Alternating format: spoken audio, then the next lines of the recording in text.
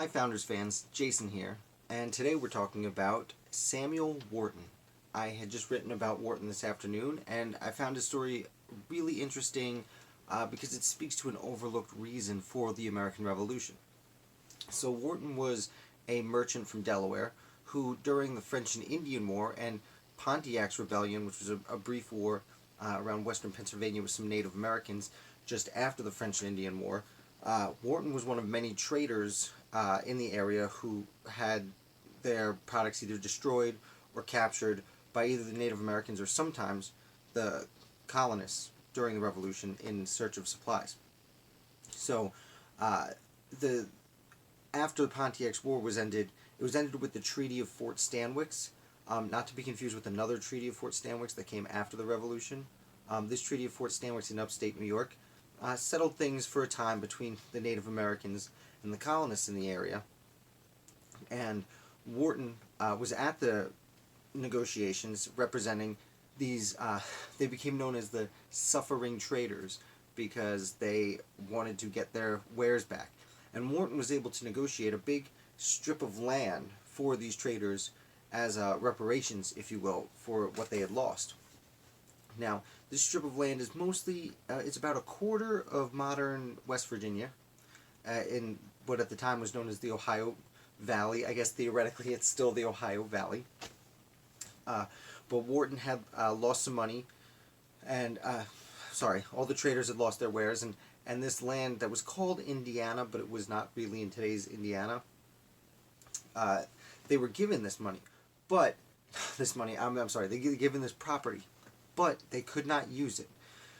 One of the aftermath effects of the French and Indian War was that the British government had agreed with the Native Americans not to cross a certain line of demarcation. The colonists could not go over the mountains, either the Adirondacks or the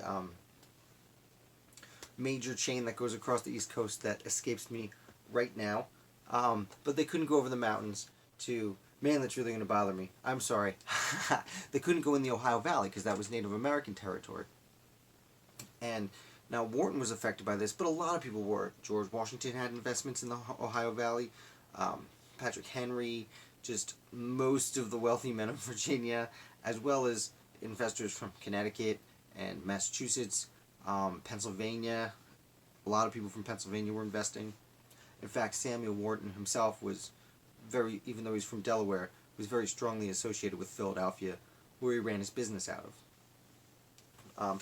And this is a generally forgotten, or overlooked, I should say, part of the reasons for the American Revolution, is these colonists said, hey, we just fought a war so that we could go settle in this Western territory, and now you're telling us we can't go settle in this Western territory.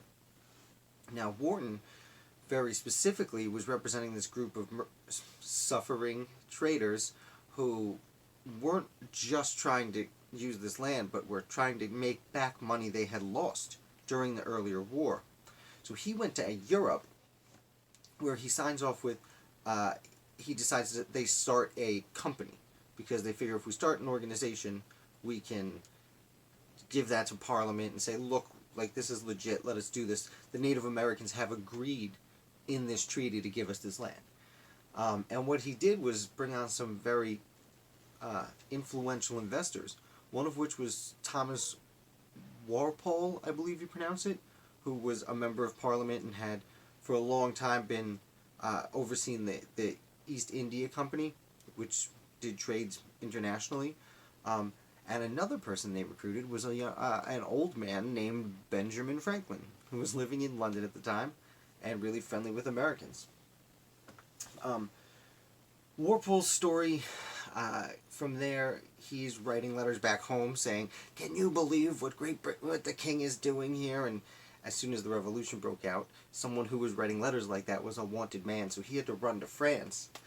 Eventually, he did make it back in 1780 to the United States, where he was quickly elected a member of the Continental Congress. In the Continental Congress, it seems that he still tried to get this land, and unfortunately for him, the Northwest Ordinance of 1787 was signed, which ceded all these land claims to either Virginia or the U.S. government in general. Almost all of it went to the U.S. government in general. Well, no, actually, this part was actually ceded to Virginia. That's how it became West Virginia.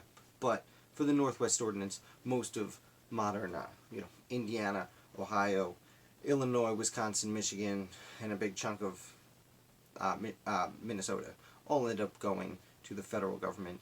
And with that, after 20 years of trying to get his right to this land he owned, Walpole had to give up because it was no longer his. So that's the story. Again, I think it sheds an interesting light on the idea that, Western land was a big reason people, especially in the South, wanted revolution. It was all politics. Yes, they agreed with the North on all the politics, but they had this little extra oomph to go fight for that land that was going to be so profitable. So, hope you enjoyed this little tidbit. Look for that article today. And if you like, please hit like. And if you have not subscribed, please subscribe. I look forward to talking to you tomorrow. Have a great afternoon.